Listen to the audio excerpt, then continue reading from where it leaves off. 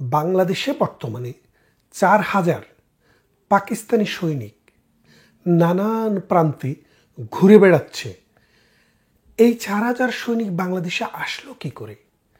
অবাক করার বিষয় হচ্ছে, ডক্টর ইউনূস যখন বাংলাদেশে ক্ষমতায় আসে তখন বাংলাদেশের যে বিদ্যমান অবস্থা ছিল সেই অবস্থায় পাকিস্তানের কোনো নাগরিক, তিনি ডিপ্লোম্যাট হন অথবা তিনি ব্যবসায়ী হন, রাজনীতিবিদ হন, বাংলাদেশে আসতে হলে পাকিস্তানের যে বাংলাদেশ হাই কমিশন রয়েছে সেখানে ভিসা আবেদন করতে হতো। সেই ভিসা পাওয়ার পরে সেই ভিসা নিয়ে বাংলাদেশের এয়ারপোর্ট দিয়ে তারা বাংলাদেশে ঢুকতেন। তো ডক্টর ইউনূস এসে যেটা করলেন যে এখন থেকে বাংলাদেশে ডিপ্লোম্যাটিক কনসুলেটের সাথে অথবা বাংলাদেশে যে পাকিস্তানের রাষ্ট্রদূতরা রয়েছে তাদের কোনো সহকারী বা সহযোগী অথবা তাদের মনোনীত মানুষরা এই বাংলাদেশে আসতে এখন থেকে আর পাকিস্তান থেকে কোনো ভিসা ইস্যু করতে হবে না, শুধু তাদেরকে পোর্ট এন্ট্রি দেওয়া হবে। তো প্রথম আপনারা অনেকেই ভাবছিলেন যে কিন্তু কেন হঠাৎ করে পাকিস্তানের সাথে তো আমাদের সেরকম বড় কোনো ব্যবসা বাণিজ্য নেই, সামান্য সিটে ফোটা ব্যবসা বাণিজ্য আছে, আর ব্যবসা বাণিজ্য করবে বা কী করে? পাকিস্তানের মূল কাজ তো পৃথিবীতে মৌলবাদী সাপ্লাই করা, যেটা দিয়ে ফান্ডামেন্টালিস্ট মানুষ তৈরি করা, যেটা দিয়ে তারা নিজেরাও এখন ডুবে যাচ্ছে। সেই পাকিস্তানের সাথে এরকম চুক্তি হলো কেন? পরবর্তীতে আমরা যেটা খবর পেলাম, বাংলাদেশ যে ইমিগ্রেশন ক্রসিংয়ের হার কি পরিমাণে, ইমিগ্রেশন অথরিটি বাংলাদেশ পাকিস্তানের রাষ্ট্রদূতের লোকদেরকে ভিসা দিতে হলো। এই ৪,০০০ মানুষ বিভিন্ন সময়ে গত এক বছরে বাংলাদেশের বিভিন্ন অঞ্চল দিয়ে, বিভিন্ন পোর্ট দিয়ে, বিশেষ করে পোর্ট দিয়ে বাংলাদেশে এসছে। চিটাগং আন্তর্জাতিক বিমানবন্দর এবং ঢাকা, সিলেট, এই ৩টি বিমানবন্দর ব্যবহার করে তারা বাংলাদেশে এসছে। তারা বাংলাদেশে আসার পর এয়ারপোর্ট অথরিটিকে আগেই তাদেরকে ভিসা দেওয়ার জন্য নির্দেশনা দেওয়া হয়েছে এবং তারা বাংলাদেশে এখন ঘুরে বেড়াচ্ছে। এদের কাজ কি? এদের কাজ দুইটা। প্রথম কাজ হচ্ছে ডক্টর ইউনূসের নেতৃত্বে যে বাহিনীটি ক্ষমতায় আছে এই বাহিনীটি চাচ্ছে বাংলাদেশে যে বিদ্যমান কাঠামো সেই কাঠামোটি ভেঙে ফেলবে। ভেঙে ফেলে বাংলাদেশে আর্মি যে আছে, বাংলাদেশের যে আর্মি, সে আর্মিটাকে আর রাখা হবে না। অর্থাৎ বাংলাদেশে আর্মি বলে কোনো কিছু আর থাকবে না। বাংলাদেশ আর্মিতে যারা থাকবে তারা মূলত কাজ করবে পাকিস্তান আর্মির নির্দেশে। এবং বর্তমানে বাংলাদেশে যে আর্মি রয়েছে তারা অনেকেই এটার সাথে একমত পোষণ করছে না।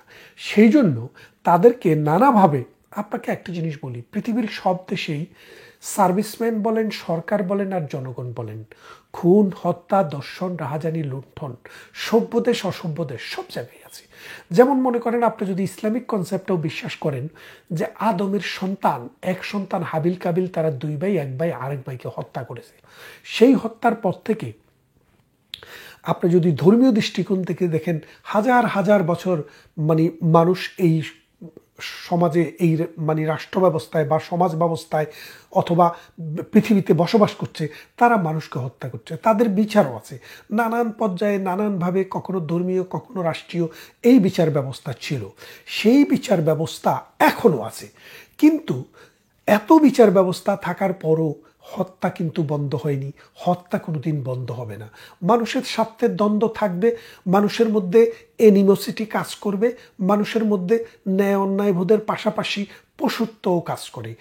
এই হিংসা মানুষের মধ্যে কাজ করে, যার কারণে আইনটি থাকবে। এখন বাংলাদেশে গরু চুরি হইলে সেটার জন্য মানবতা বিরোধীর অপরাধী হচ্ছে। এই তাইজুল, এই পুলিশকে, যে আপনার বাংলাদেশে আপনারা জানেন সিরাজগঞ্জে একজন প্রেগনেন্ট মহিলা পুলিশ সহ 12 জন পুলিশকে জবাই করে হত্যা করে তাদেরকে গায়ে আগুন লাগিয়ে দেওয়া হয়েছে। সেটার নেতৃত্ব দিয়েছে তাইজুল। কোন তাইজুল? অ্যাডভোকেট তাইজুল, রাজাকার পুত্র তাইজুল। কোন তাইজুল? যুদ্ধ অপরাধীদেরকে যে ডিফেন্ড করেছিল সেই তাইজুল। কোন তাইজুল? যেই তাইজুল এখন এই ডক্টর ইউনূসের পুতুল সরকারকে ব্যবহার করে পাকিস্তানি আইএস বাহিনী দিয়ে বাংলাদেশে একটি যুদ্ধ অপরাধীর বিচার করছে।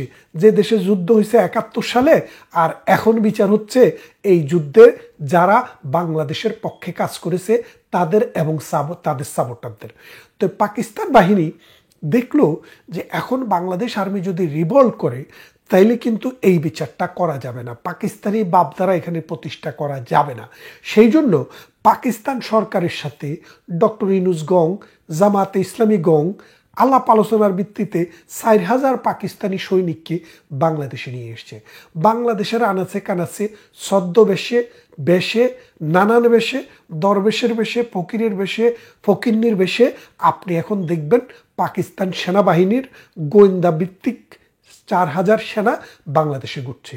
বাংলাদেশের বিভিন্ন সীমান্ত অঞ্চলে, যেখানে আমরা ভারতের সাথে আমাদের বর্ডার, সেই সব অঞ্চলেও বাংলাদেশের সীমান্তে এখন পাকিস্তানি সেনাদের আনাগোনা। এর ফলে যেটা হয়েছে যে বাংলাদেশ এবং ভারত যে দুটি বন্ধুপ্রতিম দেশ, এই বন্ধুপ্রতিম দেশের মধ্যে যে একটা অবিশ্বাস তৈরি হচ্ছে, যে একটা শত্রুতা তৈরি হচ্ছে, এই দুটি রাষ্ট্র কোনোভাবেই শান্তিপূর্ণ সহ অবস্থান আর করতে পারবে না। এবং আমি যে কথাটি বলছিলাম যে বাংলাদেশের যে সেনাবাহিনীর 14-15 জন অফিসারের বিরুদ্ধে যুদ্ধ অপরাধের বিচারের জন্য পরোয়ানা জারি করা হয়েছে। এখন খেয়াল করে দেখেন, এই পরোয়ানার ফলে আর্মি কিন্তু তার সেনাবাহিনীকে পুলিশের হাতে তুলে দেয়নি, যদিও টেকনিক্যালি এটা হ্যাঙ্গিং অবস্থায় আছে, কিন্তু তারা তুলে দেবে না। এর ফলে এই ডক্টর ইউনূস গং, তাইজুল গং তারা বুঝতে পেরেছে যে কলাচুরির দায়ে মানুষকে যে আমরা যুদ্ধাপরাধের বিচার করছি, সেটা একটা রিভল আর্মির মধ্যে হতে পারে। সেই জন্য পাকিস্তানি এই আর্মি বাহিনী আসে। এর পাশাপাশি দেখলো যে বাংলাদেশে পাকিস্তানের আর্মি বাহিনীর পরাজয়ের ইতিহাস কিন্তু বহু পুরানো। অর্থাৎ বাংলাদেশি সেনাদের সাথে, বাংলাদেশের মানুষের সাথে যুদ্ধ করে পাকিস্তান বাহিনী 1971 সালে পরাজিত হয়েছে। সুতরাং এখনও পরাজিত হওয়াটা স্বাভাবিক। সেই জন্য তারা শুধু পাকিস্তানি সেনাবাহিনীর উপরে বিশ্বাস করে না থেকে আমেরিকার থেকে সেনাবাহিনী নিয়ে এসছে। আমেরিকা থেকে 2 ফোল্ডারে আসছে। প্রথম ফোল্ডারে কারা আসছে? প্রথমে আসলো হলো যে 2টি যুদ্ধজাহাজ, যে যুদ্ধজাহাজগুলো পারমাণবিক অস্ত্র বহন করে। সেই রকম দুটি যুদ্ধজাহাজ বাংলাদেশের চট্টগ্রাম ডিভিশনে ল্যান্ড করলো। আমেরিকার শুধু সেনা আসলো না, যুদ্ধ আসলো, অস্ত্র আসলো। তারা এখনো কিন্তু চট্টগ্রামে অবস্থান করছে। সর্বশেষ আপনারা যেটা জানেন যে আমেরিকা থেকে একটি নৌবহর আসছে। এই নৌবহরটির নাম হচ্ছে 7th ফ্লিট। বিভিন্ন সময়ে এই জাহাজগুলো এই 7th ফ্লিটে থাকে, তাদের বিভিন্ন নাম হয়। বাংলাদেশে যেটা এসছে এটার নাম হচ্ছে উইলিয়াম ফিটজারল্যান্ড। তো এই ফিটজারল্যান্ড কে ছিলেন? উনি ছিলেন এই ভিয়েতনাম যুদ্ধে একজন কমান্ডার ছিলেন আমেরিকার। তার নামে এই জাহাজটির নামকরণ করা হয়। এই সত্য নৌবহর এখন চট্টগ্রামে গভীর সমুদ্রে নোঙ্গর করা। তাহলে চিন্তা করেন, স্থলযুদ্ধ করার জন্য, আকাশ যুদ্ধ করার জন্য সেনাবাহিনী মজুদ, যুদ্ধের বোমারু বিমান মজুদ, আর চট্টগ্রামের আমাদের যে সমুদ্র বন্দর, আমার যে সমুদ্র সীমা, সেই সমুদ্র সীমায় সত্য নৌবহর। বিশ্বাস করেন 1971 সালে মহান মুক্তিযুদ্ধের সময়ে পাকিস্তান আমেরিকার সাথে একটি সমঝোতা করে আমেরিকা থেকে এই নৌবহরটিকে বাংলাদেশে এনে, কক্সবাজারে এনে, যে পাকিস্তানি বাহিনীর সহযোগী হিসেবে যুদ্ধ করার জন্য চেষ্টা করেছিল এবং আমেরিকা এগ্রি করে এটাকে পাঠিয়েছিল বাংলাদেশে। পাঠানোর সময় আরব সাগরে যখন আসে, আরব সাগরে তারা যখন প্রথম নোঙ্গর করে, সেখান থেকেই তারা দেখতে পায় ভারতের মধ্যে এবং রাশিয়ার মধ্যে একটি মৈত্রী চুক্তি সম্পন্ন হয়। সেই মৈত্রী চুক্তি সম্পন্ন হওয়ার পর সেখানে মূল কথা ছিল ভারত আক্রান্ত হলে কোনোভাবে সেখানে রাশিয়া এসে হামলা করবে। তখন আমেরিকা বুঝলো এখন গেম ইজ ওভার। তখন আমেরিকা বঙ্গোপসাগর পর্যন্ত এই সত্য নৌবহর নিয়ে আসতে সাহস করেনি। কিন্তু এখন এই 53-54 বছর পর বাংলাদেশের এই সমুদ্র উপকূলে আমেরিকার বাহিনীও এখন প্রস্তুত। তাহলে দেখেন, একদিকে পাকিস্তানের 4,000 সৈন্য, আরেকদিকে আমেরিকার সেনাবাহিনী, আমেরিকার যুদ্ধ বিমান এবং আমেরিকার সপ্ত নৌবহর বাংলাদেশে ঘাঁটি করা। বাংলাদেশটি আসলে কি হতে যাচ্ছে? এই বাংলাদেশকে তারা একটি প্রক্সি ওয়ার ক্ষেত্র বানাতে যাচ্ছে। এই প্রক্সি ওয়ারের যে ক্ষেত্রটা বাংলাদেশ হচ্ছে, বাংলাদেশের এখানে কি স্বার্থ? মূলত আমেরিকান বাহিনী প্রধানত সাহায্য করবে মিয়ানমারের রাখাইন প্রদেশে যে বিদ্রোহী গোষ্ঠী আছে এই বিদ্রোহী গোষ্ঠীকে অস্ত্র দেবে আর সেই অস্ত্র দিয়ে বার্মাকে পরাজিত করবে। বার্মাকে পরাজিত করে এই বঙ্গোপসাগরের তটরেখায় একটি বাফার স্টেট তৈরি করবে। সেই বাফার স্টেটটি হবে আমেরিকার দক্ষিণ পূর্ব এশিয়াকে কন্ট্রোলে রাখার, দক্ষিণ পূর্ব এশিয়াকে প্রেসারে রাখার একটি লঞ্চিং প্যাড। আর সেই কাজটি এই বাংলাদেশে বসেই করবে। ডক্টর ইউনূস ক্ষমতায় আসার পর আমেরিকাকে খুশি করার জন্য আমেরিকার সাথে নন ডিসক্লোজার একটি এগ্রিমেন্ট করেছে। নন ডিসক্লোজার মানে হচ্ছে, আমার সাধারণ জনগণের জন্য বলতে চাই, যে দুটি দেশের মধ্যে একটি চুক্তি হবে, চুক্তিটি শুধু সরকারের কর্তা ব্যক্তিরা জানবে, জনগণের কাছে সেটা প্রকাশ করা যাবে না। অর্থাৎ ওখানে একটি ক্লজ থাকে, এই চুক্তিতে যা কিছু আছে এই দুই দেশের সরকার ছাড়া আর জনগণের কাছে সেটা প্রকাশ করা যাবে না। তাহলে ডক্টর ইউনূস সেই রকম একটি নন ডিসক্লোজার এগ্রিমেন্ট করে আমেরিকাকে এখন বাংলাদেশের ভূখণ্ড ব্যবহার করতে দিচ্ছে। এদিকে আবার পাকিস্তানের সীমান্তে কিন্তু আফগানিস্তানের সাথে একটি যুদ্ধ চলছে। এই যুদ্ধটি মোটামুটি আফগানিস্তানের কাবুলে, পাকিস্তানের ইসলামাবাদে অলরেডি কাউন্টার অ্যাটাক হয়েছে দুই দেশে। প্রথমে পাকিস্তান অ্যাটাক করেছে, পরবর্তীতে আফগানিস্তানও অ্যাটাক করেছে। পাকিস্তানের 58 জন সৈনিক মারা গেছে। কাবুলে কি পরিমাণ মানুষ বা সৈনিক মারা গেছে সে তার সঠিক তথ্য পাওয়া যায় নাই, যেহেতু এই মৌলবাদী রাষ্ট্রটি, এই বর্বর রাষ্ট্রটি, এই আয়ামি জাহেলিয়াতি রাষ্ট্রটি বিদেশি কোনো সাংবাদিককে প্রবেশ অধিকার দেয় না এবং সংবাদপত্রের স্বাধীনতা সেখানে নাই, যার কারণে সেটি আমরা সঠিকভাবে জানতে পারিনি। কিন্তু এখন এই পাকিস্তান এবং আফগানিস্তানের সাথে যুদ্ধ হচ্ছে।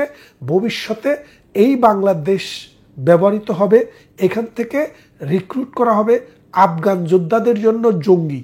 অলরেডি আফগানিস্তানে 2 জন জঙ্গি ধরা পড়েছে এবং একজন মারাও গিয়েছে, আপনারা শুনেছেন। এই জঙ্গি উৎপাদন বাংলাদেশে যেন করা যায় সেই ব্যবস্থা হচ্ছে এবং বাংলাদেশের মাটিটিকে যেন দীর্ঘস্থায়ী একটি যুদ্ধের ক্ষেত্র বানানো যায়, আমেরিকা যাতে এসে এই দেশটি দখল করে নিয়ে যেতে পারে সেই ব্যবস্থা ডক্টর ইউনূস এবং খালিদ রিয়াজরা করে দিয়েছেন। এখন ভারতের জন্য বাংলাদেশ একটি গলার কাঁটায় পরিণত হয়েছে। ভারত এখন কি করবে? ভারত যদি এইভাবে গলার কাঁটা হয়ে যে যদি গলায় কাঁটা নিয়ে যদি বাঁচতে পারে বাঁচবে, আর না পারলে ভারত কিন্তু তার মতো করে অ্যাকশন করবে। ভারতের নানান বাহিনী, গোয়েন্দা সংস্থা, নিরাপত্তা উপদেষ্টা, সরকার, পররাষ্ট্র মন্ত্রণালয়, তারা কিন্তু একের পর এক মিটিং করে যাচ্ছে, সিটিং করে যাচ্ছে যে বাংলাদেশ যদি সত্যিকার অর্থেই ভারতের জন্য একটি সিরিয়াস হুমকিতে পরিণত হয়, তাহলে কিন্তু বাংলাদেশকে আজকের স্টেটে এই সীমারেখায় এইভাবে ভারত দেখতে চায় না। তাহলে আগামীর বাংলাদেশ, এই যুদ্ধক্ষেত্র বাংলাদেশ কি হতে যাচ্ছে অপেক্ষা করুন, খুব শীঘ্রই আপনারা দেখতে পাবেন। বোট নাম শুনছে তো, বোট কিছুই বাংলাদেশে হবে না। বাংলাদেশে রক্তের হোলি খেলা হবে এবং বিদেশি সৈনিকেরা এই বাংলাদেশকে নিজেদের সাথে ব্যাটেল গ্রাউন্ড বানাবে, আর আমার জনগণ না খেয়ে অনাহারে অদ্যহারে মরবে, অর্থনীতি ডুবে যাবে, রাজনীতি চিরবিদায় হয়ে যাবে। ডক্টর ইউনূসের মতো টাউটরা এই দেশের যখন দায়িত্ব নিয়েছে, তখন জনগণকে এই পরিণতি ভোগ করা ছাড়া আর কোনো কিছু আছে বলে আমরা মনে করি না। ভালো থাকবেন, কথা হবে অন্য কোনো ভিডিওতে, অন্য কোনো ইস্যুতে।